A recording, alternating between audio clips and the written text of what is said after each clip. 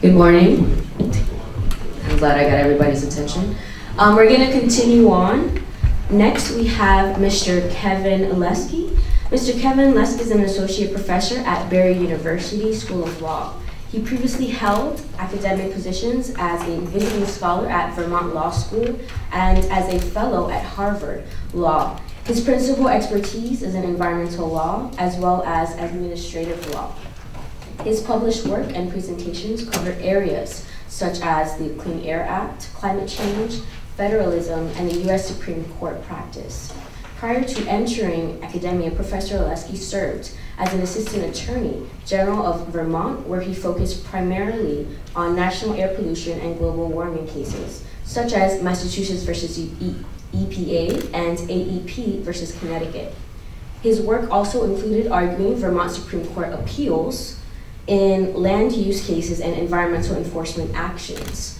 In addition, he served as a U.S. Supreme Court Fellow for a National Association of Attorneys General in Washington, D.C., where he helped prepare state attorneys for their upcoming oral arguments.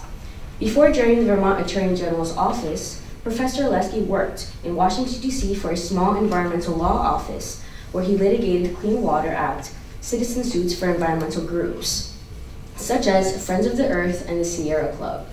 He also represented the province of Ontario, Canada in Clean Air Act cases in federal courts of appeals and before the U.S. Supreme Court. Please give a warm welcome to Mr. Leske.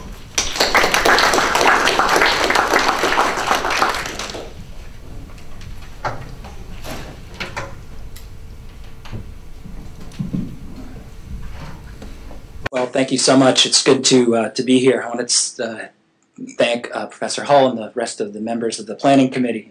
It's a thrill to be here to talk about a topic that's near and dear to my heart, and it should be near and dear to your hearts too, climate change, or as I call it, climate disruption, as well as the related food security impacts. So I'm joined here by Ms. Freeman, who will be talking about food safety. And so together we're going to try to impart how we can secure the future and what are strategies for sustainability, specifically within the kind of food security area. As the December 2015 report by the USDA recently concluded, climate disruption presents a global challenge to food security. As you know, we already have a world hunger problem, and it's only going to get worse with climate disruption, especially in areas that already face existing challenges. A main impact is food productivity, but there are other impacts that are equally as significant. And all these together put into jeopardy our basic human need for food. Last year at the summit, I spoke on climate disruption and the health impacts or effects that it would have, and the message this year is ominously the same. Like the health impacts, the impacts on food security will manifest themselves in different ways. They will encounter new impacts. Some impacts will get worse, and like a lot of other environmental problems, the impacts are not shared equally amongst our population. And so the time really is now to adapt and to mitigate. And so with that quick introduction, I'll go over just the three topics I'm going to cover here today. As I'm sure already was mentioned with some of the details with climate change, but they're worth reinforcing as far as the magnitude, again, a little bit of the background and the science of climate disruption. Again, I'll relate carbon dioxide as well as GHGs, greenhouse gases. And so this will essentially lead us to a launching point to discuss exactly what is food security.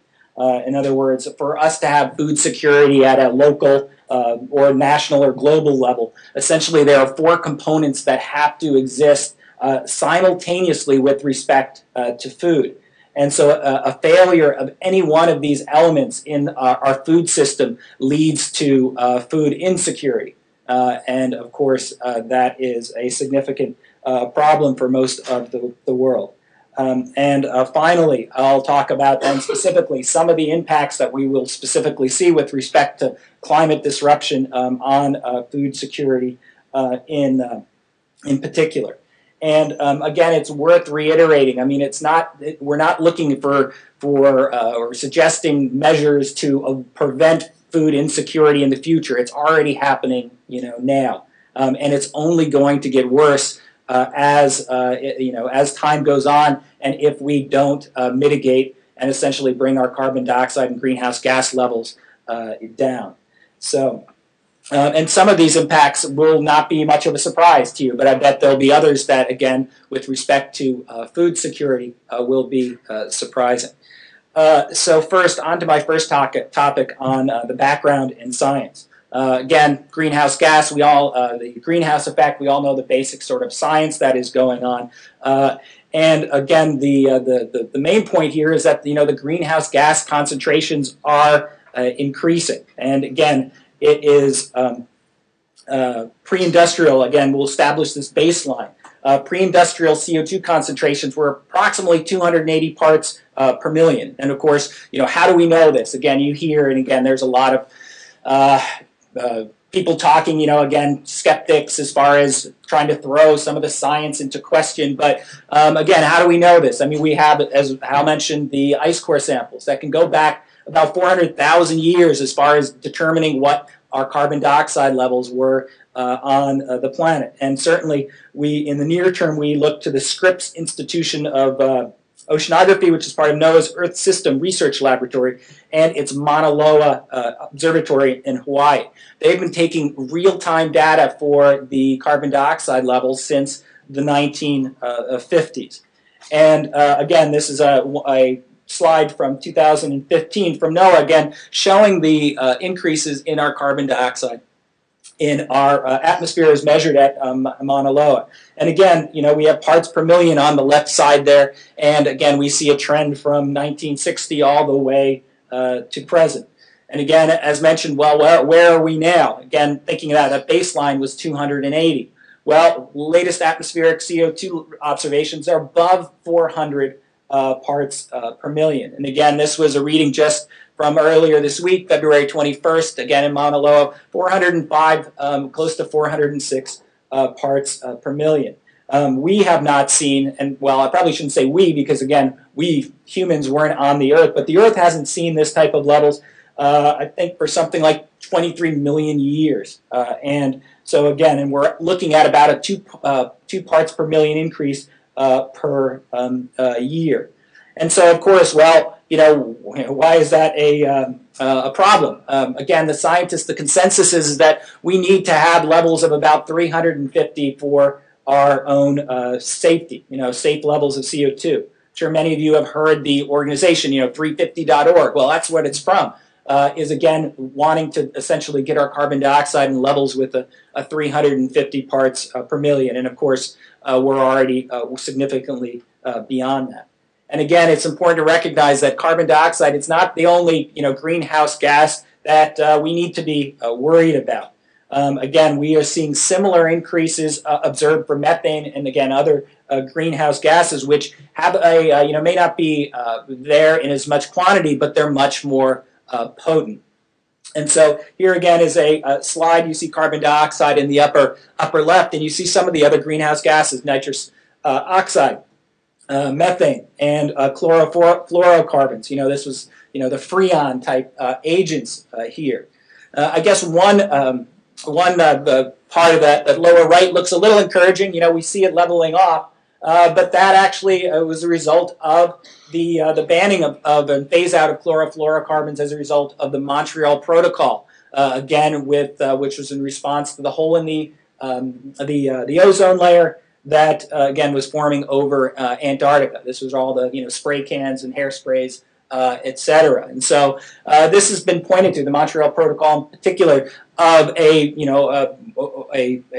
protocol, a way that the whole country or the whole world got together to make a change. And again, we have seen decreases from CFCs.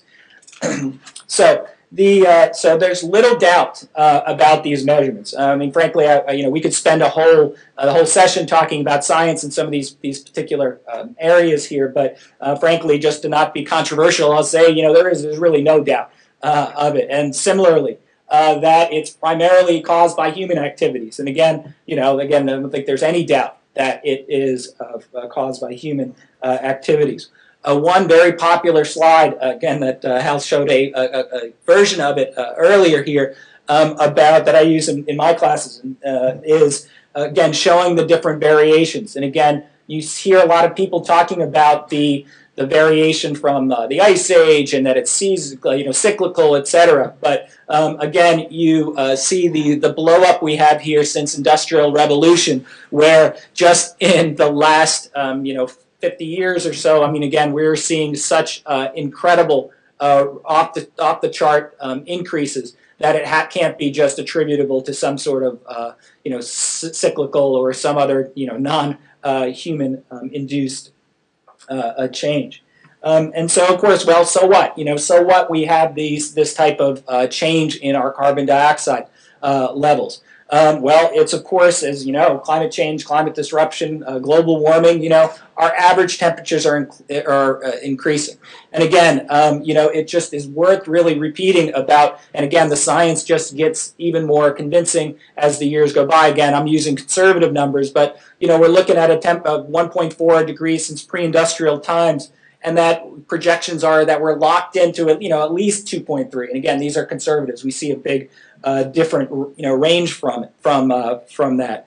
And again, when we're looking at by the end of the century, we could be looking 3.5 to 10. There's even some people that say it could be up to 15 degrees. But and again, we look at that as something called a business as usual scenario. And again, you'll hear that as a put out there as if we keep on essentially the track we are on, business as usual. And of course, a lot of this variation where we're actually going to wind up is going to depend on how much we do now. But again, a lot of this has already been set in motion. And again, I think it's fair to say international panels, it's unequivocal. I mean, there's just, again, to the extent that you do hear people that try to cast any of the science into doubt or even cast the temperature increases, yes, there is going to be a range, but it's really, there is no question to it. I mean, so that issue is settled in the science, may not be settled in the sort of maybe the talking heads in the public, but it really is. And so we already heard about some of the impacts, sea level rise, but let's talk, before we get and talk about the different climate disruption impacts and its influence or effect on climates or on food security, let's talk about what is food security. And so, as far as food security exists when, let's kind of do it reverse and say, well, when do we have food security in our world? I mean, what does it mean to have food security? I mean, there's not one definition for it. I'm using the one again from this USDA report that was entitled "Climate Change: Global Food Security in the U.S. Food System." Again, a December 2015 study. And here's the definition that they give: all people at all times have physical, social, and economic access to sufficient, safe, and nutritious food to meet their dietary needs and food preferences for an active and healthy lifestyle. And so, building on this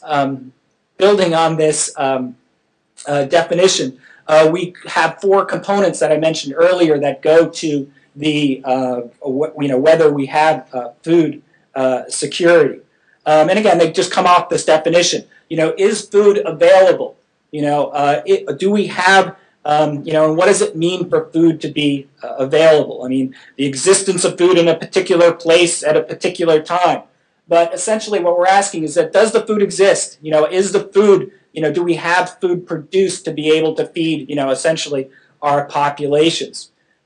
Next is accessibility. Once we have that food, is that food accessible? Just to plain language, can we get it? Can our segments of our population actually get this food that has been produced? The utilization.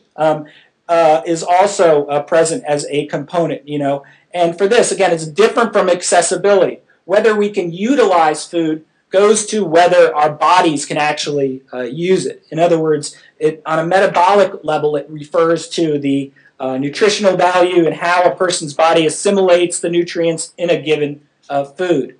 And then overall, we have this issue of stability, you know, where, you know, are these components stable over time? And so, again, if any one of these components is missing, we have food insecurity. And so it's a really complicated web that, again, is so reliant on each other that if we're going to make sure our food supply is secure, we need to address each of these different levels. And so, again, jumping to then the actual impacts. Last year I talked about the health effects of, of climate change here. And a lot of these we can sort of extrapolate to or apply to food security as well. And again, weather events, wildfire, decreased air quality, mental health, illness transmitted by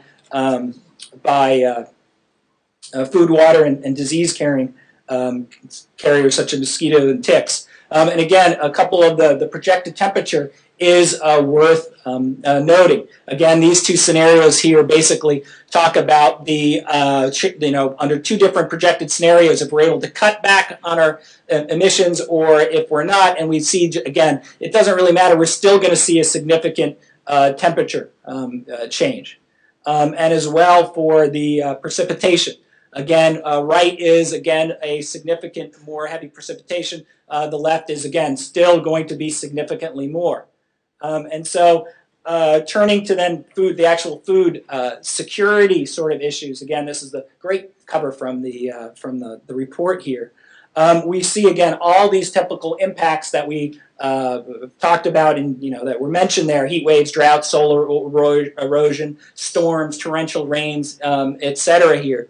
And basically all these go in to affect these food security here. And of significance here is that as far as availability, the production is affected by the temperature increases. And it's going to change the type and rate of the different food production. And so we're going to see this change in essentially where crops are grown and what crops are grown and essentially how fast that they are grown in a given area. The accessibility is also thrown into sort of, it becomes unstable because of the climate disruption as well. We have the report citing to processing, packaging, and storage. In other words, the ability to actually take this food and give it to market are going to be affected, especially by the increasing temperatures. And again, you think about cost, increased cost to keep foods, you know, cooler, prevent them from spoiling, and certainly that essentially drives the cost of foods up. In other words, post-harvest cooling for fresh fruits and vegetables lead to additional energy expenditures, and certainly indirect effects too. I mean, with the flooding of roads, storm surges, and ports, all this stuff again hampers our ability to actually kind of get this food to market and to where they need it to be. Utilization as well is one you may not you know, think of when you think about some of these impacts, but again, we have a significant malnutrition problem, and we actually, not only do we have increased safety risks from the increase in temperatures, but the nutritional content and the absorption of the food is also affected due to climate disruption.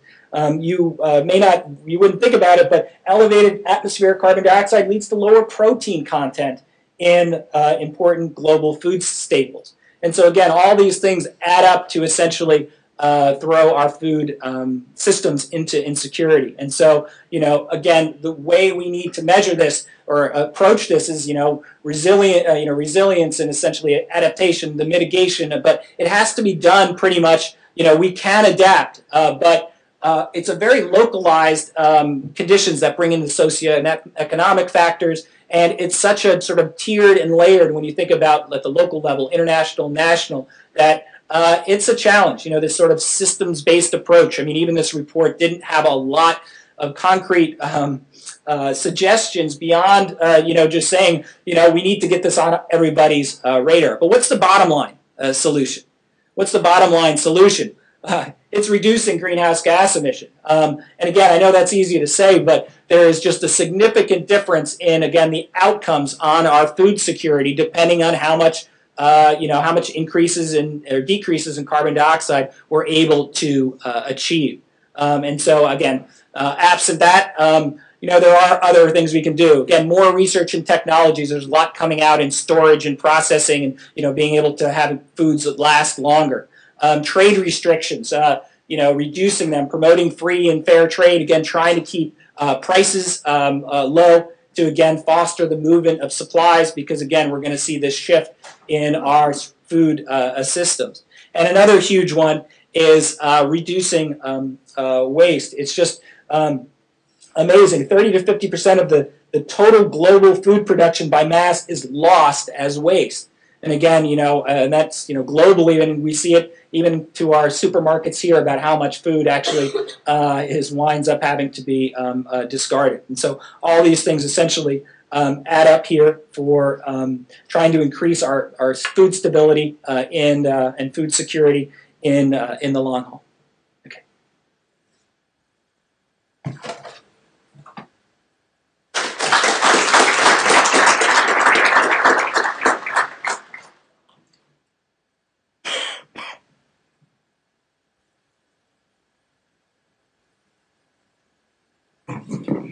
Thank you, Mr. Leske. I have the pleasure of also introducing Ms. Freeman. Continuing on with our panel, Ms. Terra Freeman serves as the Small Farms and Alternative Enterprise Extensions Agency for the University of Florida's Institute of Food and Agricultural Sciences in Duval County Extension's office. Ms. Freeman works with local agricultural producers to provide education and consultation in agricultural production methods, business development, and marketing. She was a leader in the planning and implementation of the 2015 First Coast Specialty Crop Conference, a regional conference hosted in Jacksonville, which was devoted to providing agricultural producers across the Northeast Florida region with educational and networking opportunities.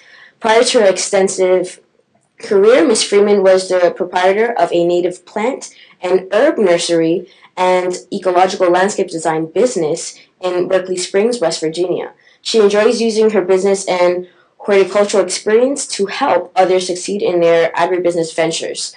Ms. Freeman holds a M.A. in Landscape Design from the Conway School of Landscape Design and a B.A. in Interdisciplinary Studies from Virginia Tech. Please welcome Ms. Freeman.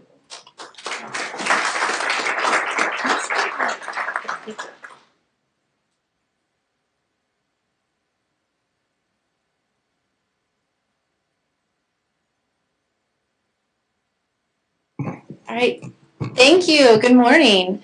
So I am the Small Farms and Alternative Enterprise Extension Agent for the University of Florida Institute of Food and Agricultural Sciences at Duval County Extension. So basically my job is to help farmers be successful, whether it is with problem solving with their production methods, learning how to establish a business, improving product marketing, or understanding regulations that are involved in food production.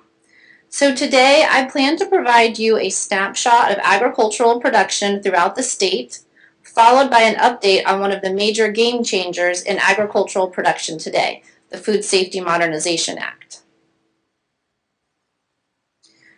Florida has a significant demand for food and resources. This demand has changed our landscape and is changing the way we produce and distribute food. So these are land covers from South Florida that compare the type of vegetation and habitat that prevailed before the 1900s and 1993.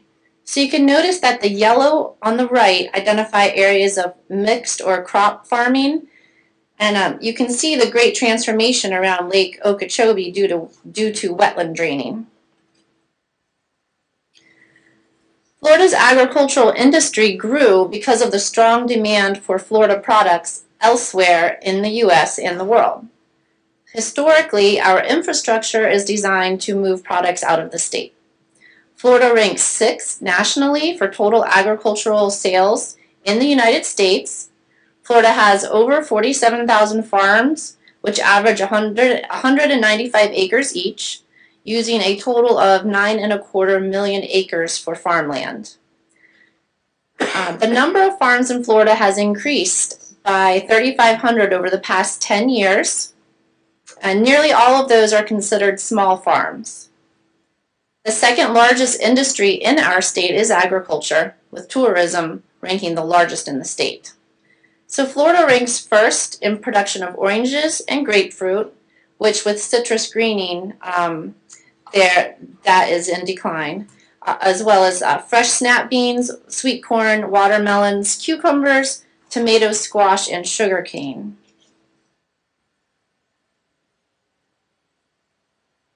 So I mentioned small farms. Small farms is a USDA defined term that refers to a farm that grosses $250,000 a year or less.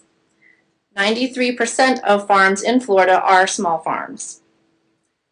So in dollars, the sum value of commodities from large farms account for nearly 95% of the value of our state's agricultural industry. But what the small farm groups may lack in financial influence, they make up for in the power of their voice and the demand from consumers for fresh, nutritious fruits, vegetables, and livestock products. So as you can see here, of the approximately 48,000 farms in Florida, 67% gross less than $10,000 a year, and 30% gross between $10,000 and $2,500. 250 grand a year. So how does this compare to Duval County farms? Well, according to the most recent USDA Census of Agriculture, there are 352 farm operations in Duval County.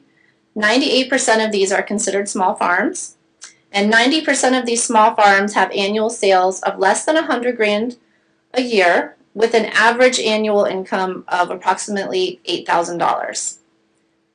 The total annual sales produced by Duval County small farms are approximately $2.7 million. So farm products are sold at farmers markets, CSAs, roadside stands, and restaurants. This is a snapshot of the diversity in the Florida agricultural industry. So these 4 maps, they summarize the geographic distribution of minority farmers. So nationally and in Florida, all categories of minority operated farms have increased from 2007 to 2012. However, minority operated farms have less farm income. 18% of Florida farmers reported that they were American Indian, Asian, African American, or more than one race. Now, nationally, female farmers make up 14% of principal operators, but in Florida, 36% of principal operators are women.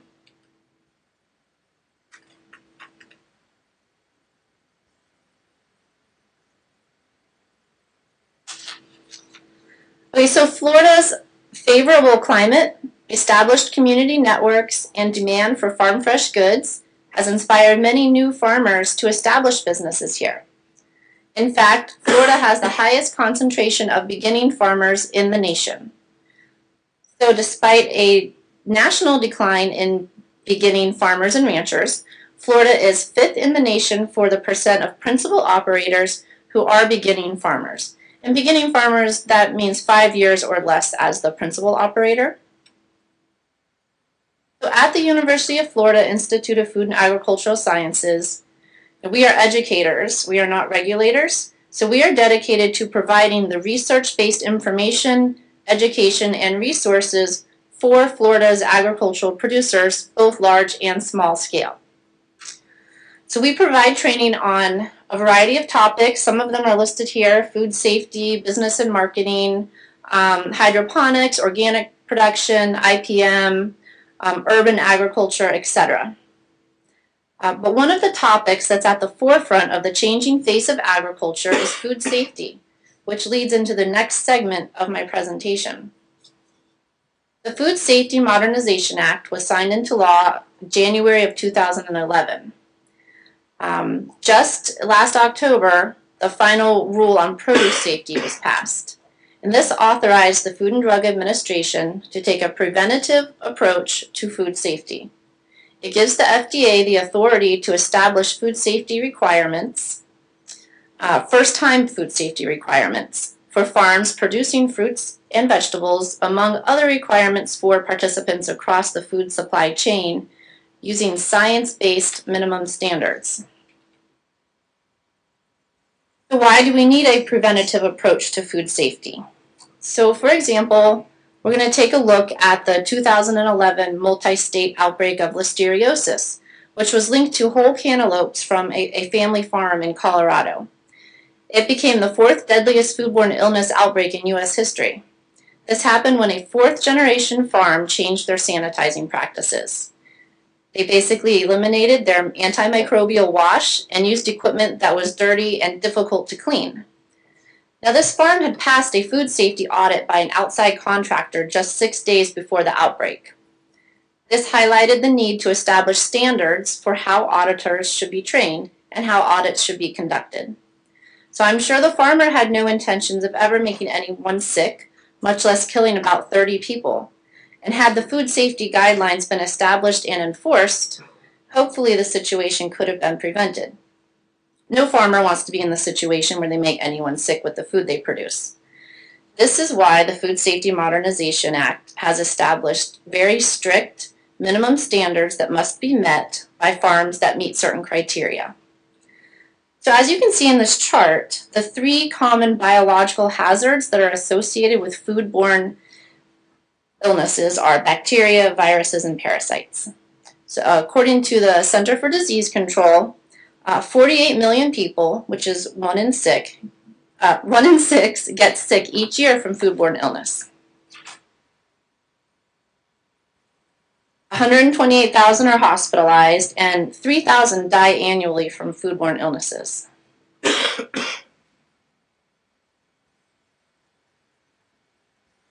So here's a closer look at the breakdown of the top 5 pathogens causing illness, hospitalization, and death. I'm not sure how well you can read that, and for time's sake, I think we'll skip to the next slide. So current technology cannot reduce all of the risk that's associated with contamination of raw produce, but we can reduce the risk considerably by establishing good agricultural practices. So the produce rule is made up of several sets of standards or good agricultural practices that prescribe actions that non-exempt farmers must take to minimize the risk of microbial contamination on their farms.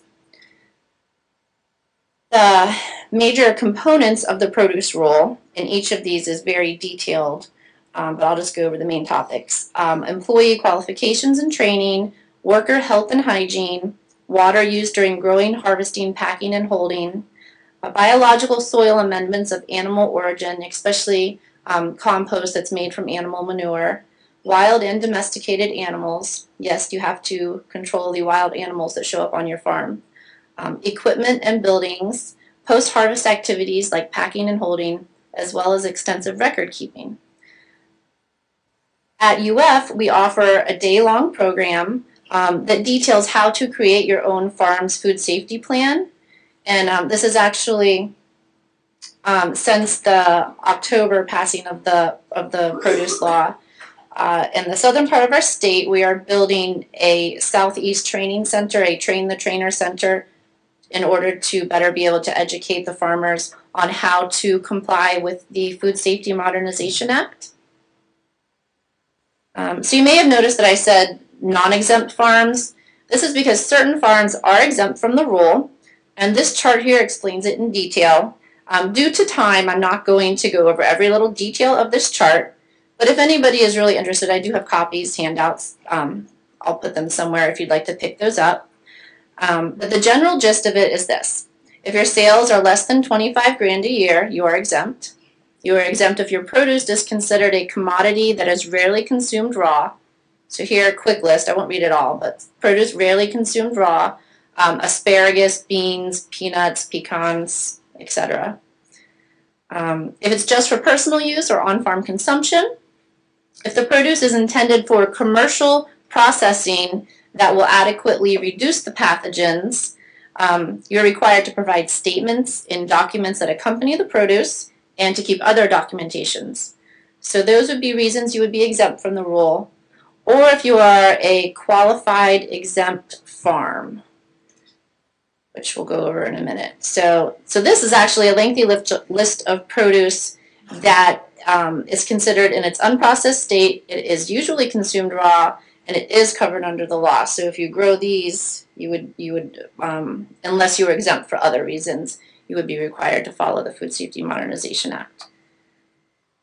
If you are a qualified exempt farm, if you are considered a qualified exempt farm if your sales are less than $500,000 a year, and the majority of your product is sold to qualified end users. So those would be at a direct market, such as a CSA or a farmer's market, to a restaurant, or to a retail food establishment like a grocery store that's within the same state, or if not within the state, then within 275 miles. So qualified exempt farms are required to keep certain records in order to demonstrate that the farm meets the criteria for the exemption. And at UF, all of the food safety classes that we teach that regardless of if you are exempt from this law or not, that all farms have a responsibility to ensure that measures are taken to minimize the risk of on-farm food contamination and to keep contaminated food from entering the food system. The Food Safety Modernization Act is a major game changer in the way that agricultural production is managed. It requires a significant investment in time and finances for the farms to comply, and we at the University of Florida Institute of Food and Agricultural Sciences are here to support farmers with education and resources to help them understand how to comply with the new food safety standards. Thank you.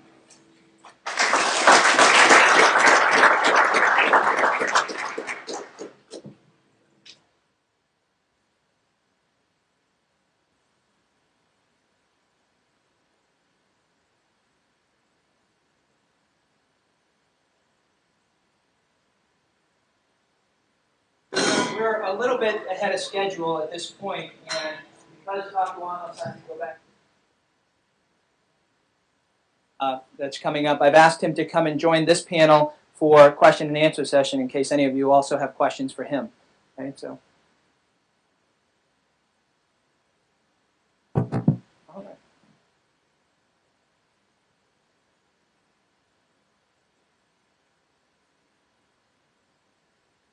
Okay, questions?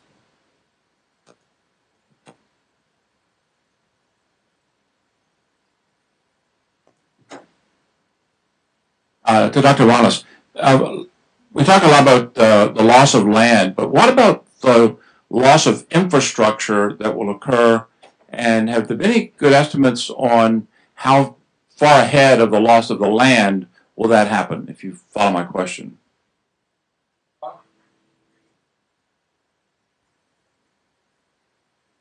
There it is. Cool. Is that on now? Florida? Yeah, in South Florida, we have a huge problem with fresh water because we go over the hill of our coastal ridge and into the Everglades, and we drain the Everglades by putting canals in, and then we had dry season saltwater intrusion, so we put up these water control structures, but the South Florida Water Management District says within 8-inch rise of further sea level, 65% of those will no longer function. Either you have to raise the water levels inside, which will drown out, increase flooding to some of the communities, or you're going to have saltwater intrusion. And with a half meter, 1 foot 8-inch farther rise of sea level, which is again, within 30 years probably, we will have 82% of those will no longer function. So unless we're going to flood out our communities, we're going to be losing our freshwater resources very rapidly. The Everglades Restoration is designed to increase water flow down the Everglades. We're just trying to find somewhere to store it that isn't too damaging. extra water. Everybody wants their cake and eat it too, you know. And so, if we can do that, we need to build up the soil of the Everglades so it's a sponge in the dry season to hold the water. And this is unbelievably important to do, I suppose, for the Everglades, which I care deeply about, but just for the selfishness of maintaining a freshwater supply. If we can keep building up the freshwater levels in the Everglades, we will hold on to the freshwater sources longer. There are many other things that we will lose beforehand. I'm sure this is true of other communities. Our 3 mega sewage treatment plants are right out in the mangroves, and one of them's out on Virginia Key with a 2-foot rise of sea level. It'll be sitting out all by itself in the middle of the ocean. They're not even designed for a Category 3 hurricane today. And the county just was told by the state and EPA to upgrade their sewage treatment plants at $1 billion for the one on Virginia Key, and they're not including sea level rise in that $1 billion upgrade. We fought for it, but they squirmed around it, as they're good at.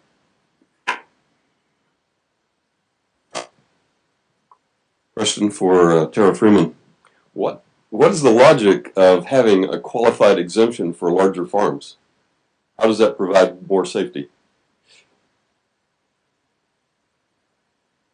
For the larger farms, well, I guess it's for the mid-sized farms where the majority are off, where the majority are being sold to the direct end user. I can't say exactly because I did not write the Food Safety Modernization Act. A lot of it is to cover the wholesale suppliers. So wholesale suppliers are the ones that will primarily currently require the audits from their producers, and it creates a way of tracking where the produce comes from and everything about the life of the produce from when it was grown through the harvesting process. Does that answer? Okay.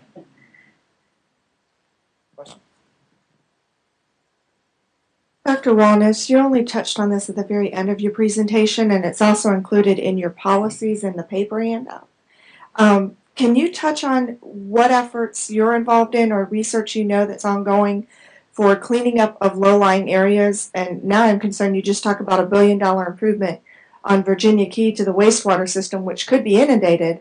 What type of cleanup effort research do you know that's ongoing so we can get this pollution under control before it's inundated? I could probably think up here for an hour. I don't think of very much that's underway. It's unbelievable when you think all our dumps, all our industrial waste, our industrial areas are usually in the low-lying floodplains or near the wetlands on the coast because we didn't live there. And there isn't much that's being done. And the county is being totally irresponsible in this. They've fought having to do anything with sea level rise in their planning. They could have actually moved a water treatment plant back to the west side of Dade County near the Chrome Avenue Detention Center. It's about 5 or 6 feet above sea level. They could have elevated it, built something there. It would have at least been free from storm surges. I don't think I mentioned this in my talk, but a 3-foot rise of sea level, Brian Soden at the Marine School at the University of Miami has been modeling a Hurricane Andrew kind of storm. And with a 3-foot rise of sea level, the storm surge is not 3 feet higher, it's about 8 feet higher because of the topography and the bathymetry and so on. This is a serious problem with our coastal areas. A little bit of rise of sea level is going to be almost an exponential increase in storm surge damage. And the depth at which it penetrates farther into a community. So, and they managed to weasel out of paying any attention to climate change, sea level rise, storm surges, all that in doing this. And they were also instructed to reuse 60-some% of the water right now we're the end of the line. We just throw our water away. We partly treat it, put that out to sea or down deep well injections. They've also been told to stop putting it out to sea because it's a nutrient problem, other things. And so now they're going to put it through Turkey Point as a cooling water when it's partly treated and then send it down a deep well injection. That's not my idea of reuse, but that's how the game seems to be being played. Mr. Leske, you mentioned one of the components for food security as utilization. Specifically, you asked, can we use it as food? I like to expand that as, do we use that as food? With products such as corn-based ethanol. And I even think I saw that these cups are made from plastic from corn. So with the push for those alternative energy and resources, can you speak about how that conflict of interest with food security?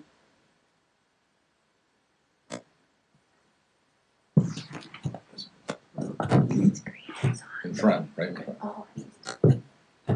Okay, so I think that's yeah, the use of ethanol, use of our corn for essentially, I think what you're referring to is as a fuel source, has, especially here in this country, has basically, taken away a staple that would normally be going and used for agricultural food security purposes is now being, diverted to a fuel source. And certainly the report, for example, talks about some of these issues where we don't know how our systems are actually going to shift and adapt to where we suddenly have a resource, again, that is now less because it's going somewhere else. So it contributes to that instability, and I guess it sort of highlights just how layered this is from basically not just a food utilization, as you said, or a food accessibility issue, but from an energy issue, from all these other sort of different sectors. It's a challenge.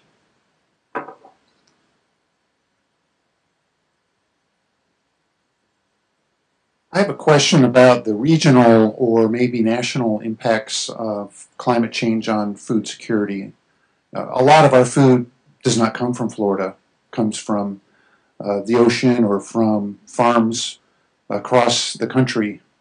And I wonder if some of you might speak to how this isn't just a regional problem because of that phenomenon where we have the transnational food system. Lynn and I have had, and some others have had an orphanage in India on the Godavari River Delta, or just on the head of it, and that delta, like all the other deltas in the world, are a mega supplier of food for the region. And with a 6 or 8 foot sea level rise, we're going to vastly lose our deltas as agriculture sites with inundation, and that's true on the Nile or the Mississippi or the Godavari or anywhere else. Over in China, the big Yellow River and Yangtze River deltas, all these are huge agriculture areas, and this is of huge concern because of the vastness and the fertility of deltas. Speaking, one thing that the report had was that 1/6 of our global agricultural production is traded internationally. And so the fact that we have so much food that is sort of in international markets does help to sort of stabilize the food supplies, both locally and sort of regionally. So, again, it presupposes that we can actually get the food from these other areas to areas that need it. And one issue that they identified was, of course, just the whole issue of supply and demand, which goes back to the food production and global population. And essentially, it creates this price volatility, both locally here as Florida and elsewhere. And certainly, again, it goes down to the fact that it hurts certain segments of the population much more. In other words, low-income households, where their food budgets represent like a larger portion of their incomes, they're generally much more susceptible to these and vulnerable to these food spikes. And so again, it's a real multi-layered sort of problem where there are sort of adaptive measures we can take, but it comes at a cost, and generally a lot of times it comes with higher higher food prices. And again, the same thing with food safety and the spoilage as far as making food accessible. Again, it's the more we need to refrigerate and care for food, it's going to naturally use more energy, and it's going to drive up cost. And so again, some of the bottom line is that the security are greatest for poor populations and in tropical regions, and that for the most part, wealthy populations in temperate regions, are essentially at less less risks. But again, it goes back down to the idea of where our emissions are going to be. I found striking another scenario where they looked at it and said the worst case projection, when we're looking at like 850 parts per million with high population growth and low economic growth, they're looking at undernourishment. It would increase by as much as 175 million above today's level by 2080. If we look at 550 parts per million, you're drop that down to 60 million additional people's at risk. Concentrations of 350 parts per million don't increase, risk. And so again, it comes back down to trying to get the CO2 levels back in check. I wondered if all of you could address two related issues, and I think they would cover maybe all of those four, but certainly deal with stability. Some years ago, you may know that there's a Cornell University study saying that it takes 10 calories of fossil fuels to get every calorie onto our plates, kind of issue. And I'm wondering how much greenhouse gas emissions are due to the way we produce our food today, and how does that play into the overall stability problem that you mentioned? There's a great chart which talks about how much carbon, how much greenhouse gases or equivalents go into the food we eat, and things like meat especially. There's a striking statistic where one less hamburger, you would be able to charge your cell phone for 4.5 years if you didn't eat that hamburger. Because again, how much energy comes into to producing meat is especially high through its life cycle. And you just think of, again, not only the transport, but the additional methane. Again, red meat, especially because it takes longer for it to raise. So it's, that's why chickens are, better, because they don't live as long. Again, and what was on the top of the charts was generally in this country, I think, was lamb. Because again, a lot of our lamb supplies, where does it come from? It comes from like New Zealand and Australia is a lot of that. And again, you just think about the transport and the greenhouse gas emissions that went into bringing it over here to market. Again, there's a lot of talk of like organic. Is it better to buy organic or is it better to buy local? Again, it sort of depends on, as far as from an environmental point of view, what your perspective is. Are you more worried about, let's say, pesticides, et cetera, as far as it getting into your body and what's in your body? Then maybe organic is better. But if you're looking at more of a greenhouse gas, scenario, perhaps it's better to buy local, because there's going to be less transportation costs and less greenhouse gases that went into actually, doing that. And again, organic, strawberries from Mexico or California, it took a while for it to get there. So again, there's and who knows, there is some talk that maybe we'll have some sort of labeling requirements, on different projects to say how much greenhouse gases, went into bringing this to your health.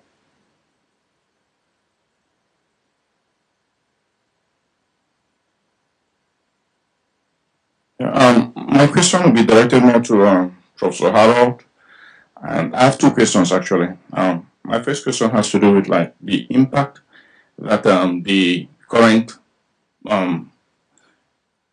pollution as well as global warming has on the environment. He highlighted on the rise in the sea levels. He also talked about the thawing of ice, like the melting of, say, Greenland. And he also talked about three things. I think those two, though. My question has to do with, these are frightening effects.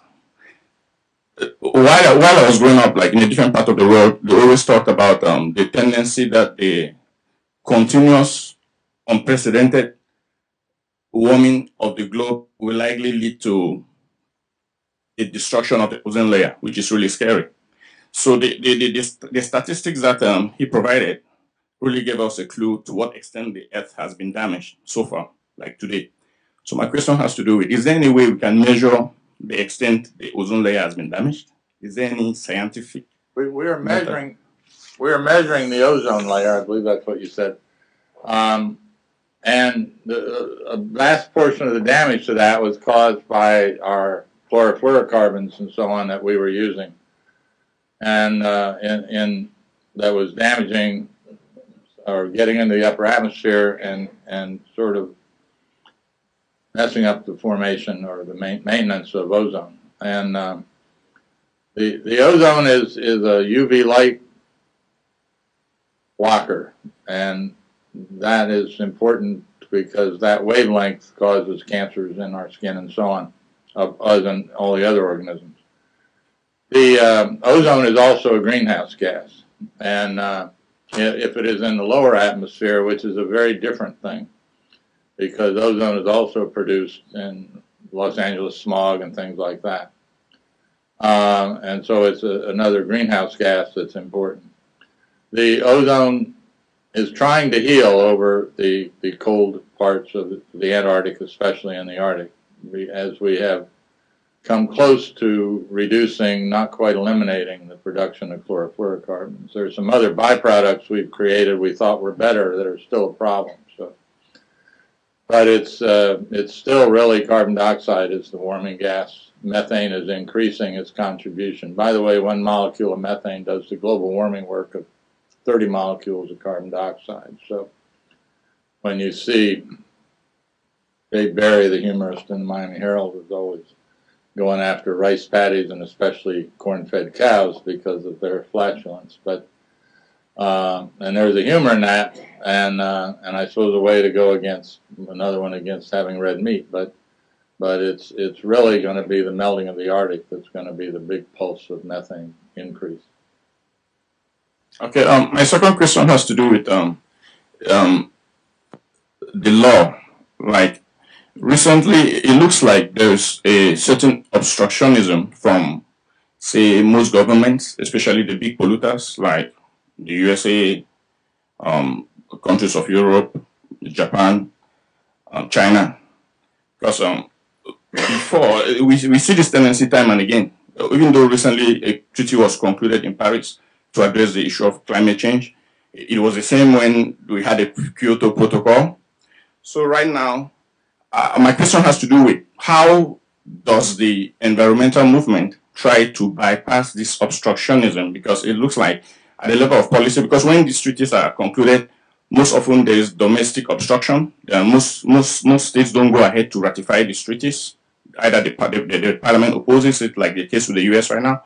So how does the government, like an arm of government, like the executive, how does do they use like environmental impact assessment policies, like to try to implement or to assess the damage to the environment at the level of policy, rather than going through the law to make that happen? I'm not a lawyer, but all you are, and my take, and the reason I'm up here, I believe that we have to educate enough of the electorate to elect the right people so we don't get more Rick Scotts that are denying climate change, more Marco Rubios that have been sold out because of special interests funding them. He used to understand climate change. He talked to me about that once. But he's forgotten that conveniently. That's a convenient truth, I guess. We have inconvenient truths and convenient truths. And but that's what we have to do. We all have to educate the public, that those of us that understand the seriousness of climate change, whether it's from sea level rise or food security or desertification or acidification of the oceans, there's so many aspects of this. And we simply have to have an electorate that will demand everybody in office is leading a difficult charge on this. And then I think the laws sort of follow once the people support it. I mean, we're starting to see about. I agree that that the law isn't keeping up, and I think a lot of times the politics have really gotten in the way, and that's where education really. And it is true. It is getting this country and this world, and it's probably more as much this country to really take the climate disruption and changes seriously. And I think a lot of it is educating that these impacts are happening now. You know, it's not something we're looking to prevent later. You know, this is something that is happening right now, and it's something that's only going to get worse. In other words, I think our society is just a little short-sighted, you know, and we have failed to be able to really wrestle with the consequences of, going 50 years, 100 years out. There was another conference, and it was suggested that our brains just aren't wired to be able to take into account things that sort of far ahead as far as our will to want to change. But Paris was a significant step. I mean, again, there's some negatives there, but again, it was a lot of people are talking about it a turning point. And certainly in this country, the Clean Power Plan that is now of course subject to litigation and is currently stayed is a significant move sort of forward. And again, it remains to be seen exactly how that's going to shake out with the litigation. But certainly that is a significant step in this country for not only what we are doing in this country to control our emissions, but also to show the world that as part of our obligations really at Paris. Okay, I think it's probably a good comment to end on. We'll take a break right here, and we'll reconvene at 11. There are a number of groups outside that have come to join us today to tell you a little bit about what you're doing, so I'd encourage you, if you take a few moments to go outside, see what the groups have to provide, and we'll come back in here at 11 for the energy panel. Thank you.